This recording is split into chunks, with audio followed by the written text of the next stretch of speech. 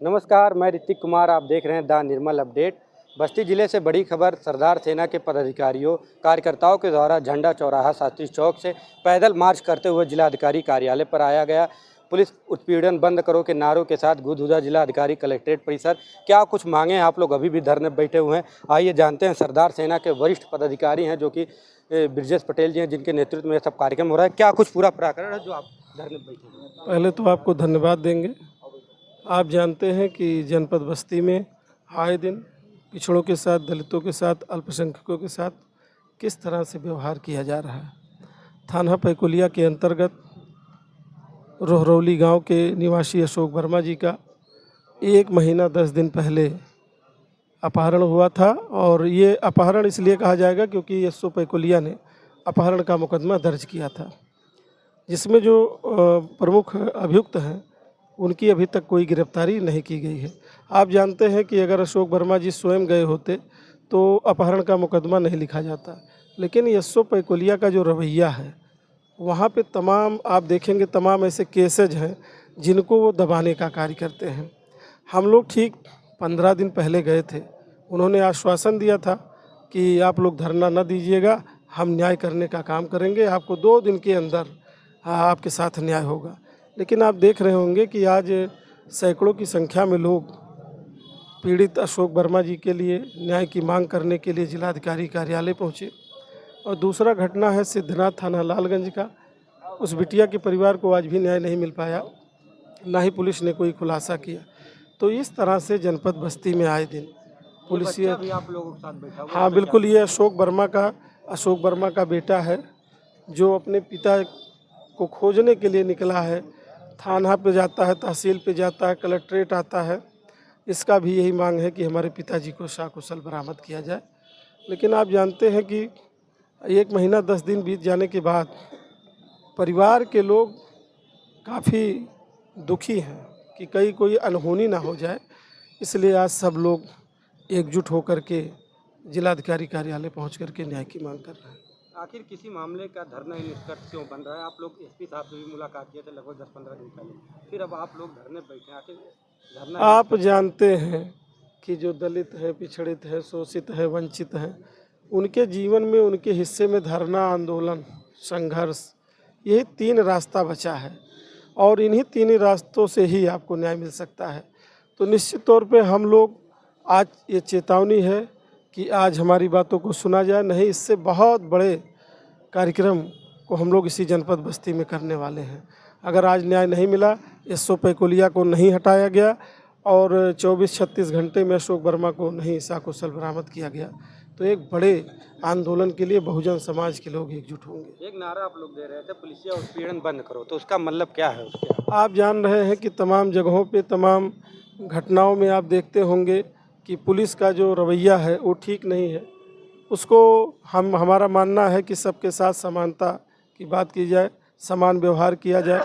लेकिन ये जो हमारे दलित, पिछड़े, अल्पसंख्यक समाज के लोग हैं उनके साथ ये बर्ताव किया जाता है और उनको मारा पीटा जाता है, सताया जाता है। तो इसकी हम कड़े शब्दों में निंदा भी करते हैं। भविष्य में किसी भी हमारे साथी के साथ इस तरह का वारदात। अभी आप लोग फतेहपुर में गए थे। फतेहपुर में आप लोग गए हैं, प्रदर्शन किए हैं, तब प्रशासन ने आपकी मांगें पूरी की हैं।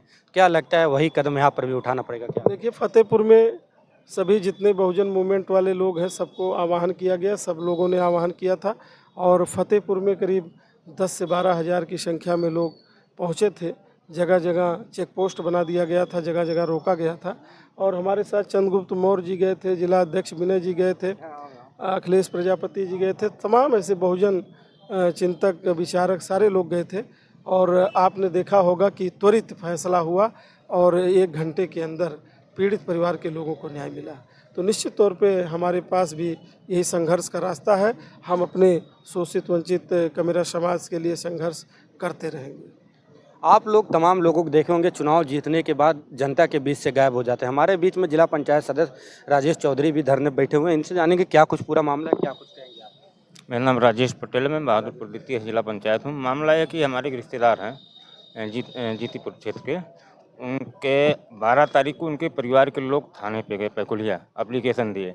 वहाँ पैकुलिया एसपी सुभाष मौर्य लगातार 4 दिन परिवार वालों को दौड़ाते रहे कि मुकदमा मैं दर्ज किया हूँ। हम लोग 16 तारीख को थाने में गए। एसपी साहब से जब हम लोग एफआईआर की कॉपी मांगे तो टाल बटोल करते रहे। बहुत नोका झोंकी के बाद उस क्षेत्र के तमाम साथी, सैकड़ों साथी थाने पे मौजूद थे। उसके बाद उन्होंने एफआईआर कॉपी में मुकदमा दर्ज किया अपहरण का। वहीं हम लोग के सामने वो अपने टीम पुलिस वालों को भेजे, एक अजय एक शशांक को गिरफ्तार करने के लिए। इनकी पुलिस टीम जाती है जीतीपुर चौराहे पे, अपराधियों से मिलती है, उसके साथ बात करती है, थाने पे खाली हाथ आती है कि हमको मिले नहीं। वहाँ पे कुछ लोगों ने बताया इनकी पुलिस जाके फलाने फलाने से मिली, बात की है। हम लोग का मांग जो आज है, एसपी पैकुलिया को तत्काल रूप से हटाया जाए। ऐसे थानाध्यक्ष थाना चलाने के काबिल नहीं है। पता नहीं किस दबाव में वो थानाध्यक्ष पा गए हैं। ऐसे थानाध्यक्ष जी भी थाने पे रहेंगे, वहाँ क्राइम बढ़ेगा, कोई रोक नहीं पाएगा। क्या लगता है पुलिस ऐसा हिल्ला हवाली क्यों? अब पुलिस जाने कि हमारे सूबे के मुख्यमंत्री हैं बाबा साहब का कहना है कि अपराधी अगर बिल में बैठे रहेंगे तो हमारी पुलिस खोज लेगी। मैं पूछना चाहता हूँ बाबा से, क्या बस्ती में उनकी पुलिस नहीं है? मैं तो सूबे के मुख्यमंत्री से डायरेक्ट सवाल करना चाहता हूँ, क्या बस्ती में आपकी पुलिस नहीं है? बस्ती में आपकी पुलिस इस काबिल नहीं है कि अपराधियों को खोज ले? कौन सी बिल में बैठ गई है? तो जब तक न्याय नहीं मिलेगा तब तक हम लोग यहीं बैठे रहेंगे। मैं 3 मांगे हमारी है। सकुशल अशोक वर्मा की बरामदगी हो, जितने भी अपराधी जिसके खिलाफ नामजद एफआईआर दर्ज किया उनको गिरफ्तार किया जाए और एसपी पैकुलिया को तत्काल रूप से हटाया जाए। न्याय जब तक नहीं मिलेगा तब तक हम लोग यहीं बैठे रहेंगे। आगे क्या तैयारी है? कब तक आखिर आप लोग ऐसे धरने पे बैठे रहेंगे? आगे तैयारी क्या, अभी हम लोग बैठे हैं, मांग करें, नहीं होगा महाआंदोलन किया जाएगा। लड़ेंगे हम लोग, प्रशासन से लड़ेंगे, अत्याचार नहीं होने देंगे चाहे जो हो जाए। सरदार सेना के जिला अध्यक्ष विनय चौधरी जी भी धरने पे बैठे हुए हैं, आपका क्या कुछ कहना है? जैसे लगभग 1 महीना 10 दिन से जिस परिवार का बेटा गायब हो, जिस महिला का पति गायब हो, आप खुद ही समझ सकते हैं उस परिवार पर क्या बीत रही होगी। आप देख सकते हैं छोटा बच्चा आके बैठा हुआ है, उसके पिता इतने दिन से लापता हैं। अब घर वाले घोर अवसाद में हैं। उनको अब क्या कहा जाए, वो कितने परेशानी कितने तकलीफ़ वो झेल रहे हैं। तो हम लोग इस चीज़ को लेके हम लोग डीएम महोदय से मुलाकात करने आए हैं यहाँ पे, और डीएम साहब है नहीं, और कोई सक्षम अधिकारी आप देख लीजिए अभी तक नहीं आया है। धरने पे कब तक बैठे रहेंगे? धरने पे जब तक हमारी मांगों को माना नहीं जाएगा तब तक हम लोग धरने पे यहाँ बैठे रहेंगे।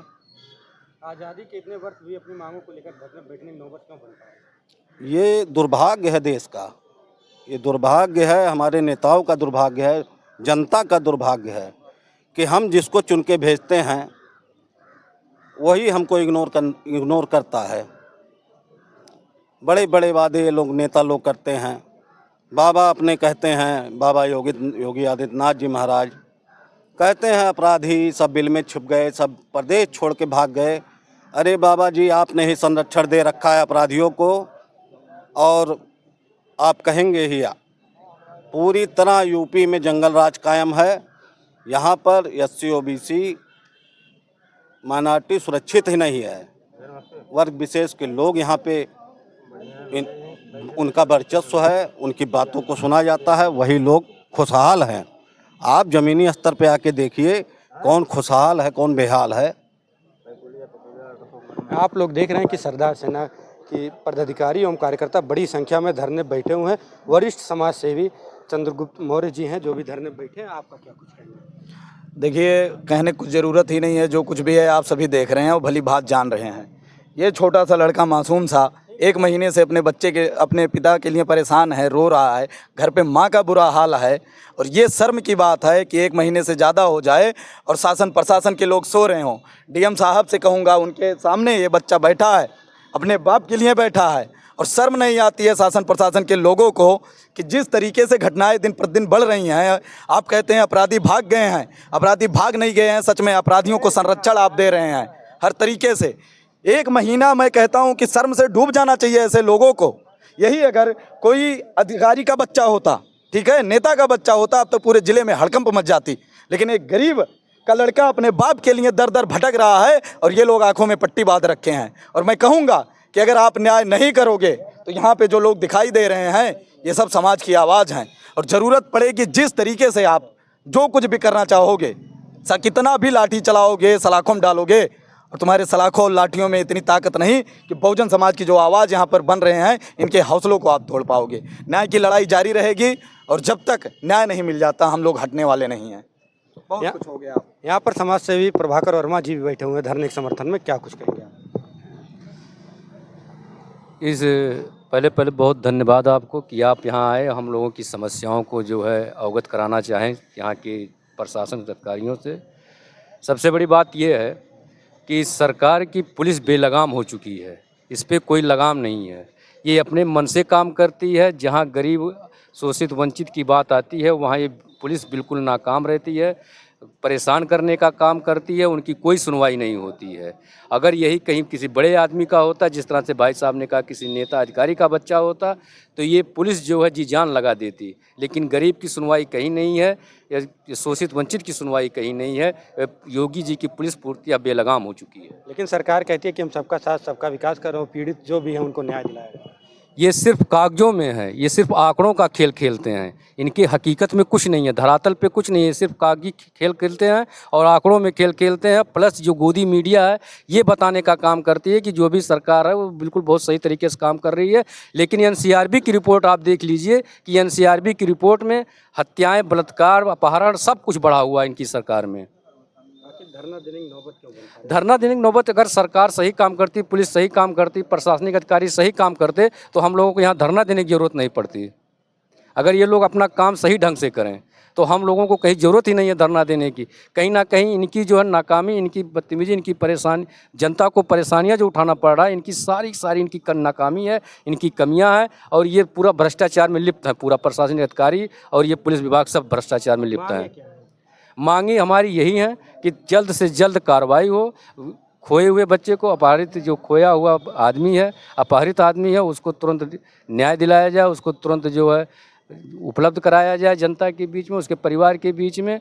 और तत्काल हमेशा पैकुलिया थाना हमेशा पता नहीं क्यों कटघरे में ही खड़ा रहता है। पैकुलिया थाने की इतनी कमी है, जब भी वहाँ कोई एस हो जाता है, कोई एस हो जाता है, कुछ ना कुछ वहाँ ऐसी घटना हो जाती है कि वहाँ की पुलिस जो है एकदम बिल्कुल निष्क्रिय रहती है।